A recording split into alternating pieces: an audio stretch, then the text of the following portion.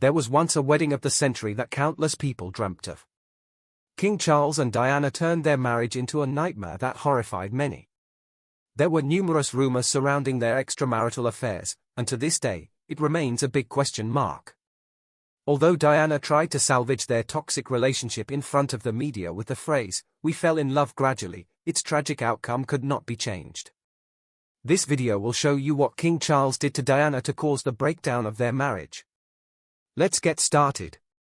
In the fall of 1977, a chance meeting took place at the picturesque ancestral home of Althorpe that would forever change the course of history. 16-year-old Lady Diana Spencer, with her youthful exuberance and radiant charm, crossed paths with the 29-year-old Prince Charles, heir to the British throne. Little did they know that this encounter would sow the seeds for a courtship that would captivate not only the nation but the entire world.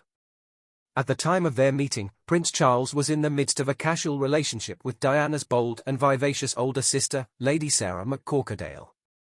However, destiny had other plans in store for the prince and the young Lady Diana. Charles vividly recalled his first impression of Diana, describing her as a very jolly and amusing and attractive 16-year-old. He was immediately struck by her vivacity, her boundless energy, and her magnetic charm. Great fun and bouncy and full of life and everything, he fondly remembered. Diana, for her part, was equally smitten by the charismatic prince. Their connection was instantaneous and electric, as if fate had orchestrated this meeting. He met Miss Right, and she met Mr. Right, Diana's sister Sarah would later remark. Their personalities meshed perfectly as they both shared a giggly sense of humor, a passion for ballet and opera, and a deep appreciation for various sports. Their compatibility was uncanny, and it was evident to everyone around them that something extraordinary was blossoming between the two. In the summer of 1980, the bond between Prince Charles and Lady Diana Spencer deepened in an unexpected and poignant manner. Their connection grew stronger during their stay with their mutual friend, Philip de Pass, in the serene countryside of Sussex. Little did they know that this pivotal moment would mark the beginning of a profound and enduring love story. During their time together at Philip de Pass's residence, a tragic event had recently occurred in Prince Charles's life. He was mourning the loss of his beloved father figure, Lord Mountbatten, who had been a pillar of support and guidance throughout his life. Diana, always known for her empathy and compassion, found herself in a unique position to provide comfort and solace to the grieving prince. Princess Diana later recounted the moment in her own words, as documented in Diana, Her True Story. She remembered expressing her heartfelt concern to Charles, saying, "You look so sad when you walked up the aisle at Lord Mountbatten's funeral." Her genuine compassion and understanding shone through as she continued, "I said it was the most tragic thing I've ever seen. My heart bled for you when I watched. I thought, it's wrong. You're lonely. You should be with somebody to look after you." Diana's words resonated deeply with Prince Charles, and in that vulnerable moment, he found himself drawn to her not only as a source of comfort but as someone who understood his pain and loneliness. The connection between them intensified in a way that was both unexpected and undeniable. As Diana continued to share her empathy and support, she recalled the surprising turn of events. "The next minute, he leapt on me practically," she said, reflecting on the sudden intensity of their emotions and the unspoken connection that had developed between them. Diana was taken aback by the unexpected physical closeness, and she admitted, "I thought this was very strange too, and I wasn't quite sure how to cope with all this." In February 1981, against the backdrop of the grandeur of Windsor Castle, a momentous event took place that would forever change the lives of Prince Charles and Lady Diana Spencer. It was at this historic location that the Prince of Wales made his proposal, asking for Diana's hand in marriage, setting in motion a chain of events that would captivate the world. Reflecting on that moment, Princess Diana later shared her perspective on their budding relationship. She admitted to her own immaturity and the perception that Prince Charles was deeply in love with her. However, she couldn't help but notice a certain, boded, look in his eyes. In hindsight, Diana realized that perhaps it wasn't the genuine kind of love she had initially thought. It was a complex mix of emotions as both of them grappled with their feelings and the pressures of their royal roles. The official announcement of their engagement took place on February 24, and it showcased the couple's endearing awkwardness and their contrasting personalities. Reporters gathered to capture this historic moment, and when asked if they were in love, Prince Charles responded somewhat cynically, saying, "Whatever in love means." Diana, displaying her characteristic charm and humor, rolled her eyes and let out a giggle in response to his comment. Prince Charles continued to speak candidly, addressing the age difference between them.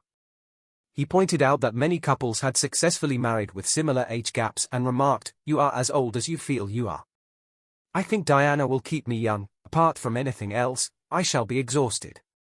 His comment reflected his playful and somewhat reserved nature. On the other hand, the 19-year-old Lady Diana, her eyes sparkling with youthful optimism, struck a more hopeful note. She enthusiastically declared, "With Prince Charles beside me, I cannot go wrong." Her sincerity and unwavering belief in their future together were palpable, and it was this genuine and infectious enthusiasm that endeared her to people around the world.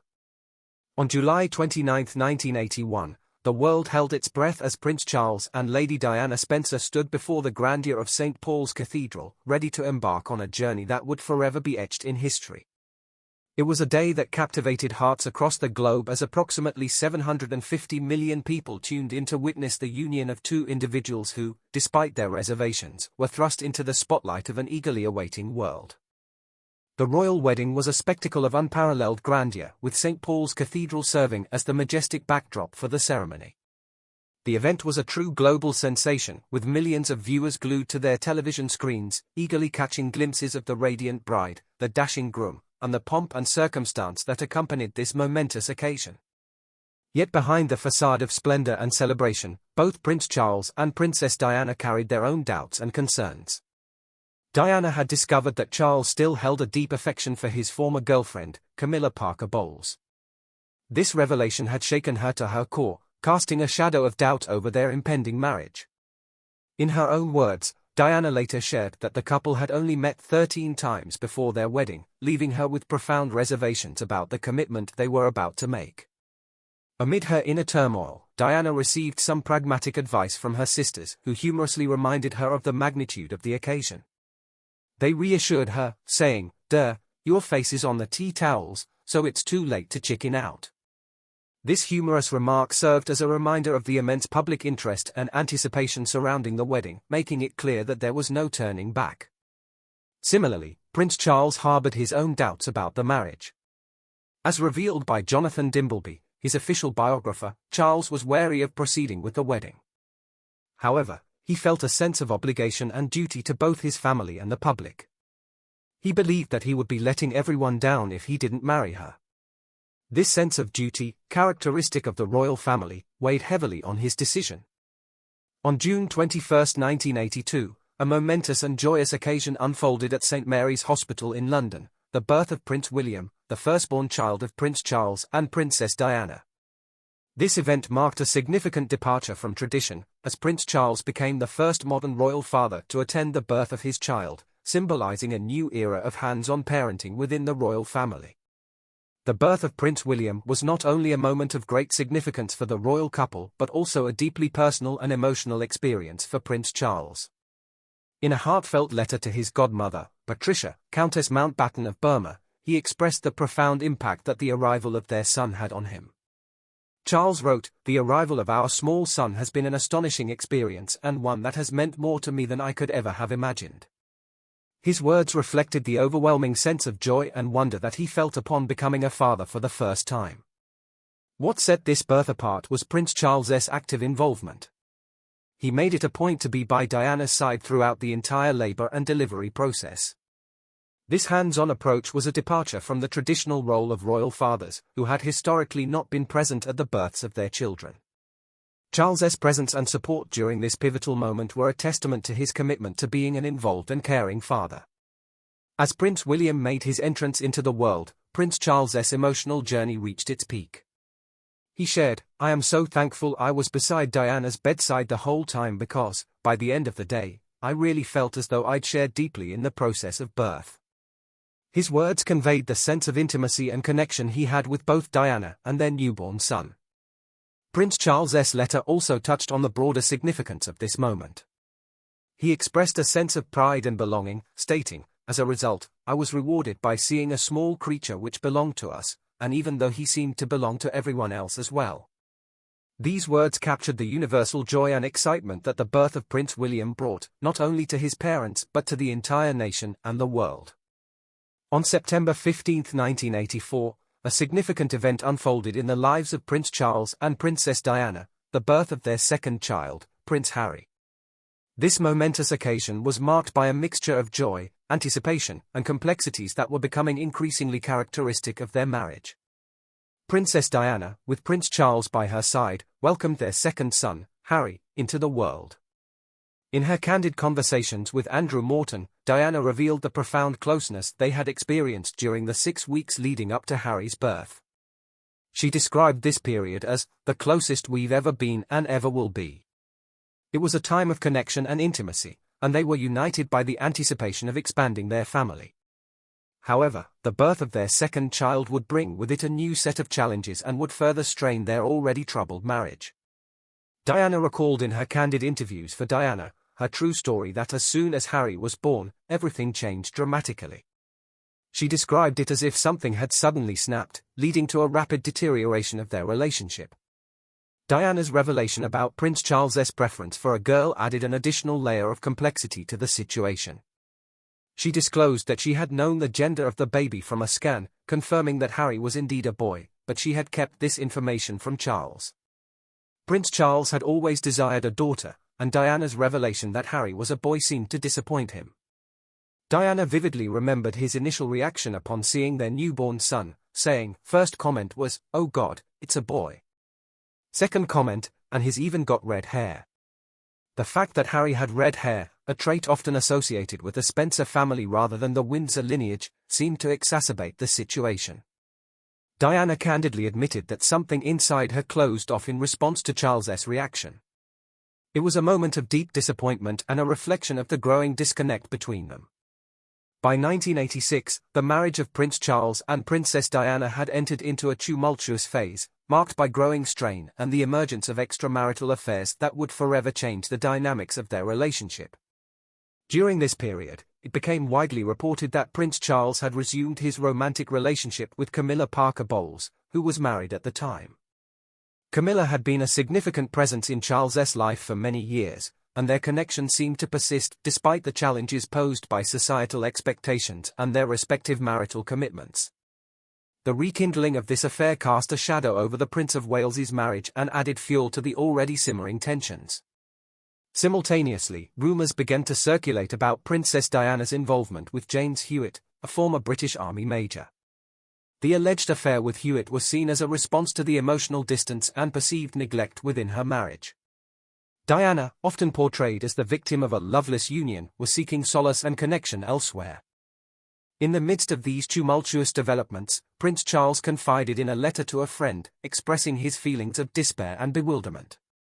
He wrote, "How awful incompatibility is and how dreadfully destructive it can be for the players in this extraordinary drama. It has all the ingredients of a Greek tragedy. I never thought it would end up like this." In 1989, the turbulent marriage of Prince Charles and Princess Diana reached a critical point as Diana decided to confront Camilla Parker Bowles about her affair with the Prince of Wales. This dramatic showdown took place during a birthday party for Camilla's sister, Annabel Elliot, and it revealed the depth of Diana's emotions and her determination to address the issues plaguing her marriage. Princess Diana's decision to confront Camilla was a moment of courage and vulnerability. It was clear that she had become aware of the ongoing affair between Camilla and Prince Charles, and she could no longer ignore the painful reality that had been unfolding in her life. In her conversations with Andrew Morton, Diana later shared the details of this pivotal confrontation. At the birthday party, Diana seized the opportunity to confront Camilla about the affair. With a mixture of emotions, she told Camilla, "I know what's going on between you and Charles, and I just want you to know that." Her words were direct and unambiguous, leaving no room for denial or evasion. Camilla's response to Diana's accusation was a combination of defensiveness and dismissal. She retorted, "You've got everything you ever wanted. All the men in the world fall in love with you, and you've got 2 beautiful children. What more do you want?" Camilla's response, in essence, suggested that Diana should be content with her status and her seemingly ideal life. However, Diana's answer to Camilla's question revealed the depth of her anguish and her desire for a genuine connection with her husband. She responded with poignant simplicity, saying, "I want my husband." This statement laid bare the emotional turmoil that had consumed her, highlighting her yearning for a meaningful and loving relationship with Prince Charles. The publication of Diana, her true story in May 1992 sent shockwaves through the international community and the British royal family. Written by biographer Andrew Morton, the book unveiled a deeply personal and harrowing account of Princess Diana's life within the confines of the royal household. It shed light on Prince Charles's treatment of Diana and chronicled her profound struggles with various emotional and psychological challenges, including self-harm, bulimia, and even suicidal thoughts. The revelations within the book painted a devastating picture of Princess Diana's life as a member of the royal family. It exposed a marriage marred by emotional distance, infidelity, and a lack of support from Prince Charles. Diana's battles with self-harm, bulimia nervosa, and her profound feelings of despair were detailed in a candid and raw manner. The book provided an intimate look into the emotional turmoil she had been enduring for years, despite her public image as the people's princess. What made Diana, her true story, all the more shocking was the revelation that Princess Diana herself had been the source behind its publication. For years, the identity of the book's primary source had been a closely guarded secret. However, after Diana's tragic death in 1997, Andrew Morton confirmed what many had suspected, that Diana had actively cooperated with him in the creation of the book. Diana's decision to participate in a series of recorded interviews for the biography was a bold and unprecedented move. It allowed her to finally share her side of the story and shed light on the inner workings of her tumultuous marriage and her struggles with mental health. The decision to reveal her struggles publicly was a reflection of her desire to have her voice heard and to bring attention to the issues she faced. In November of 1992, the Prince and Princess of Wales embarked on an official trip to South Korea, which would become one of the most notorious and disastrous royal tours in their history. The trip would lay bare the deep rift within their marriage, and their misery would be palpable to the world's media, leaving a lasting impression on those who witnessed it. As the royal couple arrived in Seoul, it was immediately apparent that their relationship had reached a breaking point. Tina Brown, in her book The Diana Chronicles, paints a vivid picture of the atmosphere surrounding the tour. Press spokesman Dickie Arbiter, who had been assigned to Charles by Buckingham Palace and had arrived ahead of the royal couple, recalled the moment they disembarked from the plane with a sense of foreboding. Arbiter noted that when the door of the plane opened, the Prince and Princess of Wales stood there, but there was a noticeable absence of any connection between them. He recounted, "The door of the plane opened, and they stood there, and I thought, oh God, we've lost it." There was no contact between them. It was as if an curtain had descended between them. The absence of any visible interaction or affection between Prince Charles and Princess Diana was a stark departure from the usual public appearances of a royal couple. The media, as well as the public, had grown accustomed to seeing them together, and their strained and distant demeanor during this trip was a stark contrast to the image of a happy and united royal pair. Throughout the tour, the tension between Prince Charles and Princess Diana was painfully evident. They appeared uncomfortable in each other's presence, rarely exchanged words or glances, and often maintained a physical distance. Their body language spoke volumes, conveying a sense of estrangement and unhappiness. On December 9, 1992, a momentous announcement was made in the House of Commons by Prime Minister John Major, one that would reverberate throughout the United Kingdom and beyond. He revealed that Prince Charles and Princess Diana had decided to separate. It was a moment that marked the formal acknowledgement of the profound troubles within their marriage, and it sent shockwaves through the public and media alike. The announcement was made with a carefully worded statement, which Major read out to the House of Commons. The statement emphasized that the decision to separate had been reached amicably. This choice of words was intended to convey a sense of mutual agreement and respect, suggesting that the decision had been made in the best interest of both parties and their family. The statement also made it clear that despite the separation, there were no immediate plans for divorce. This distinction was significant as it left the door open for the possibility of reconciliation in the future. It also indicated a commitment to continue their roles as parents and to actively participate in the upbringing of their two children, Prince William and Prince Harry. The separation announcement had a profound impact on the British public and the world at large. Prince Charles and Princess Diana had been regarded as one of the most famous and iconic couples in the world. Their fairy tale wedding in 1981 captivated millions, and they appeared to be a symbol of hope and continuity for the British monarchy. However, behind the scenes, their marriage had been marked by increasing strain, infidelity, and a growing emotional distance. The announcement of their separation brought these issues into the open and marked a turning point in their relationship. It also placed them squarely in the media spotlight, with their every move and interaction being closely scrutinized by the press. On June 29, 1994, Prince Charles made an ill-advised decision to sit down for an interview with Jonathan Dimbleby. During this candid conversation, he admitted to having cheated on Princess Diana. His admission was a significant moment in the ongoing saga of their troubled marriage. Charles stated that the marriage had irretrievably broken down, adding that both he and Diana had made attempts to salvage it. This public admission of infidelity sent shockwaves through the royal family and the public, as it was an unprecedented level of candor about a deeply personal matter. The royal family's reaction to Prince Charles's interview was one of shock and dismay. According to biographer Kitty Kelly, Prince Philip, Charles's father, was particularly incensed. He was reported to have exploded with frustration, saying of his misguided son, "Maybe he's the missing link." The interview further strained the already fragile relationship between Charles and Diana and fueled public interest in their marital troubles. Less than a year later, on November 20, 1995, Princess Diana made headlines once again by granting an interview to Martin Bashir for the BBC's Panorama programme. This interview is now infamous for its candid revelations and its far-reaching impact. During the Panorama interview, Princess Diana spoke openly about her unhappiness within the royal family and her struggles with an eating disorder. She also made the startling admission of being unfaithful to Prince Charles. Diana's willingness to discuss her own infidelity was seen as a response to Charles's admission in his previous interview. Her words demonstrated a desire to present a more balanced and honest narrative of their troubled marriage. One of the most memorable lines from Diana's Panorama interview was her wry observation about the crowded nature of her marriage to Charles.